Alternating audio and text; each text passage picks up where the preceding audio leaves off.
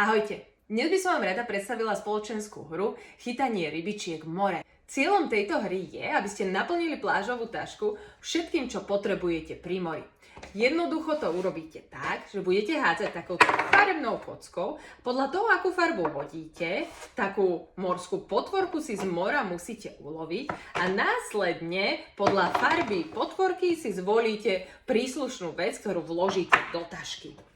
Takto pokračujete, hádžete kockou a lovíte morské potvorky podľa toho, aká farba vám padne. Ak vám padne biela farba, tak potom, ako vylovíte bielu rybičku, môžete si do tašky vložiť ľubovoľnú farbu. Do tašky musíte naloviť, alebo teda navkladať kýblik na piesok, kačičku, fialovú lopatku a červeno-oranžovú loptu. Deti okrem toho, že sa učia trpezlivosti, trénujú si jemnú motoriku a dodržiavanie pravidiel si pretrénujú krásne aj základné farby.